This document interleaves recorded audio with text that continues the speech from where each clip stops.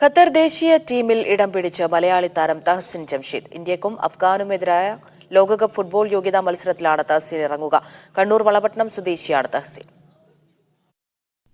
Qatar youth ടീമുകളിലും stars league ക്ലബ്ബായ Al Duhail senior ടീമിലും ഇടം പിടിച്ചതിന് പിന്നാലെയാണ് തഹസിന് ഏഷ്യൻ ചാമ്പ്യന്മാരായ ഖത്തറിന്റെ ദേശീയ സീനിയർ ടീമിലേക്ക് വിളിയെത്തുന്നത്. ജൂൺ 6-ന് അഫ്ഗാനിസ്ഥാനും ജൂൺ 11-ന് ഇന്ത്യക്കുമെതിരെ നടക്കുന്ന മത്സരങ്ങൾക്കുള്ള 29-അംഗ ദേശീയ ടീമാണ് പ്രഖ്യാപിച്ചത്. ഇതാദ്യമായാണ് ഒരു മലയാളി ഫുട്ബോളർ മറ്റൊരു രാജ്യത്തിന്റെ ദേശീയ ടീമിൽ ഇടം നേടുന്നത്.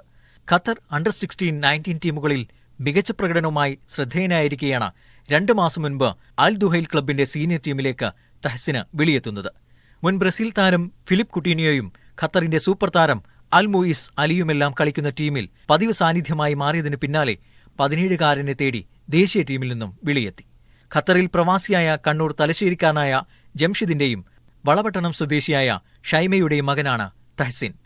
ഖത്തറിൽ ജനിച്ചു വളർന്നതോടെ ഫിഫ നിയമപ്രകാരം ഖത്തർ ദേശീയ ടീമിനായി കളിക്കാനുള്ള യോഗ്യതയായി. ആസ്പയർ സ്പോർട്സ് അക്കാദമിയിൽ വളർന്ന തഹസിൻ നിലവിൽ 12ാം ക്ലാസ് വിദ്യാർത്ഥിയാണ്. Media 1, Doha. എണ്ണിപ്പറയും ഓരോ വോട്ടും.